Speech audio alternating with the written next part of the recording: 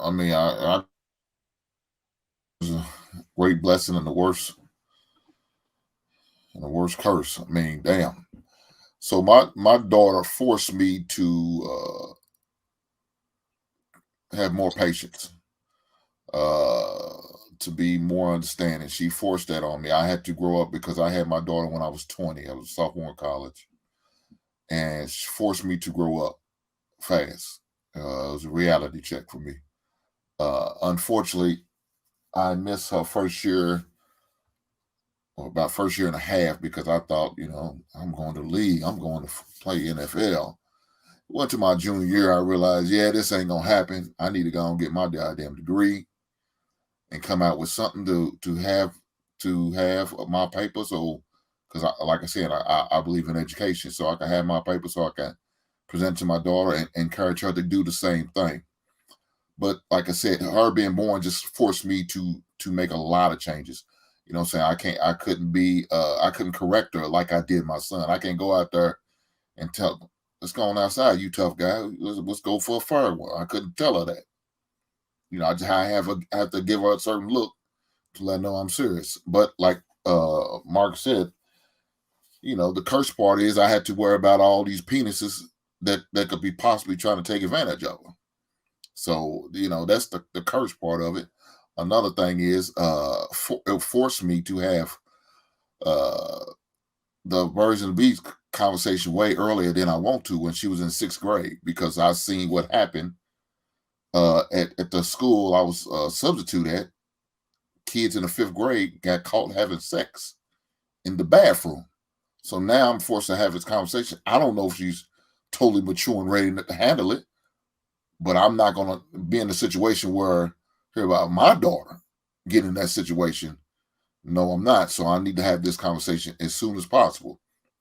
So those type of things I had to deal with. I had custody of my daughter when she was in the 5th grade all the way up till she was a freshman in high school. That was a challenge because now I had to deal with, I got the opportunity to deal with when she started her menstrual. It was kind of difficult, challenging, because I never had to go and shop for the female things for her. But I was forced to do such. Now, fortunately enough, I was married at the time, so I had some assistance and some help. But still, it still was uncomfortable to even have the conversation about that with her, because I had to make sure I was present at the table when we had that conversation with about it's okay what you're going through. That all of that is an uneasy feeling as a man. But another thing is she came home one time with a hickey on her neck. And so me and her mother had to have a conversation about putting her on birth control. So when she was in 8th grade, we put her on birth control. I told her, I don't want you to be in the same situation me and your mother was, a young parent. I don't want to be a grandfather while you still in high school. We're not doing this.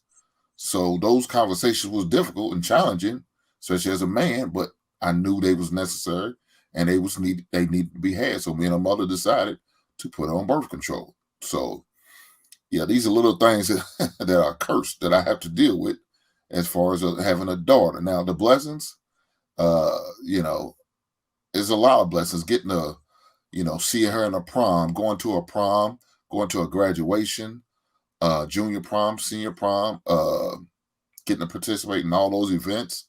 I was looking forward to that because I said, in about 5-10 years from now, she's going to be getting married, and I'm gonna get the opportunity to walk her down the aisle. So those are the blessings that is for having a daughter. So I agree with what Mike's saying. Talk about penalizing your daughter. I definitely understand that, and I told him, and they still get mad at me. You remember you told us we wasn't a prize? I said, yeah, you damn right. You still not. You still not the prize, and that's okay. But you're gonna be the best, the wife you can be for your husband. So at the end of the day, he's going to treat you like one, but you're not. How do you know she's getting married in 5 years? Well, she ended up getting married in 5 years. Wait, you said she's getting married in 5 years from today? No, she's married now. Oh, back then she got married 5 years later. Yeah, okay, yeah. I got you. All right. Go ahead, Luis. Yeah, just as a FYI, I am not a father. I do not have any children, but however, I do live vicarious through y'all. One thing that I would say is we tend to participate, cultivate, and champion behind a culture um, that we claim to love today, only to turn around and be very defensive, protective of our young women, our young daughters, for those who have daughters, right? If we're creating and cultivating the type of culture and environment in society that we want to see our children live and thrive, then we need to champion the things that we could feel comfortable for them to go out into the world and be safe and feel safe, right? Obviously, we live in very uncertain times and unstable times today. Um, but I think that that has a lot to do with, a lot of base decisions that are constantly occurring, decisions within, you know, politics, decisions, and even in our own communities, right? I think a lot of those shape the environment in which I think people's children live in, especially young girls. I,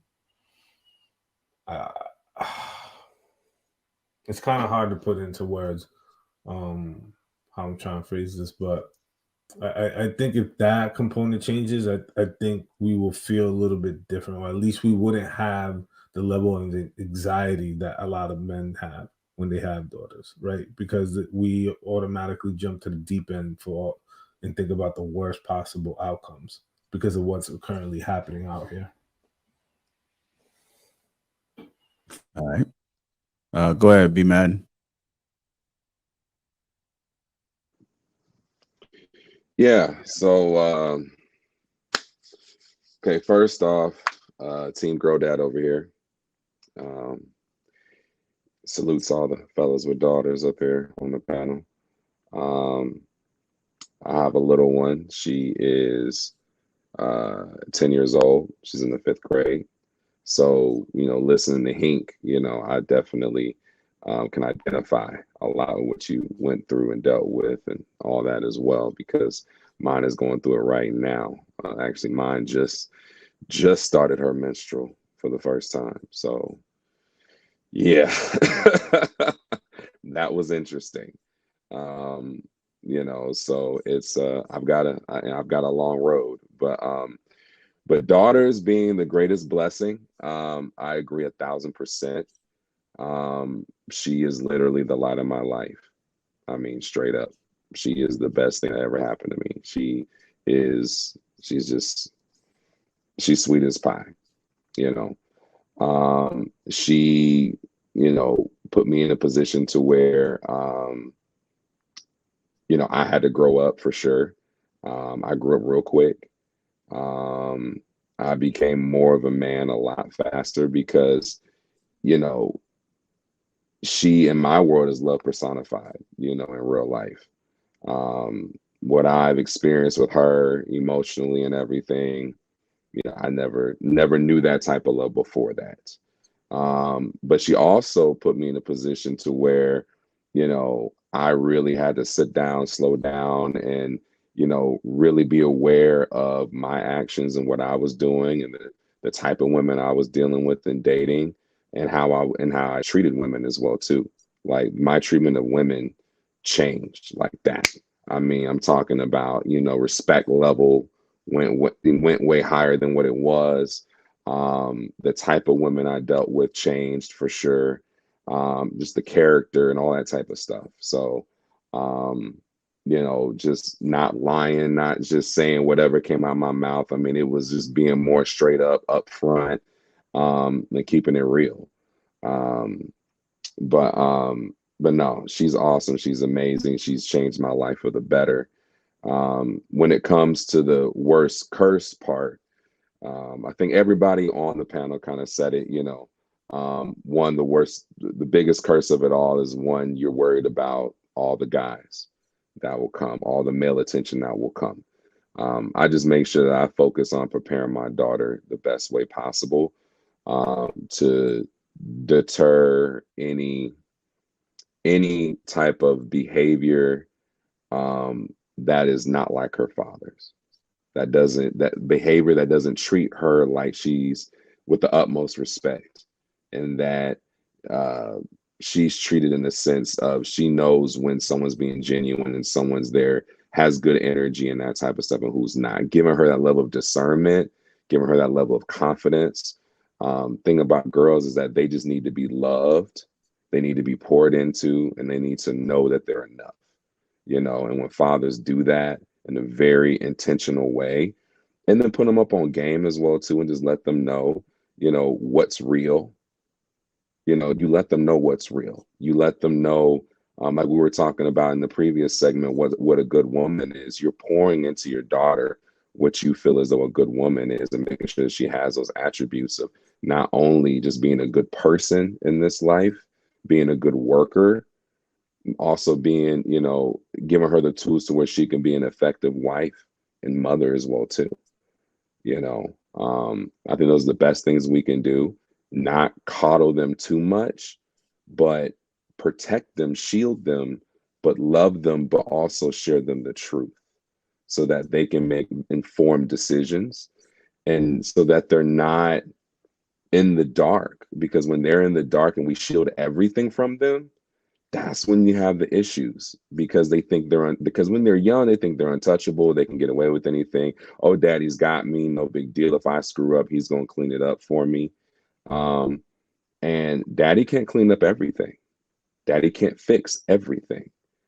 Now, granted, I'm going to stand beside her, but she needs to know that there are consequences, and she needs to know that as she grows, this is her life. And she's going to have a level of ownership of that. The other thing I also be mindful of is that for what we're doing right now on this platform is that we're pouring into young brothers on, how they should move forward in life and how they should, become better men and whatnot. I might be talking to the knucklehead right now who might end up dating my daughter in the future, so you're just more mindful of what we're pouring into our young men, into our young boys, because they're the ones that are going to be dating our daughters.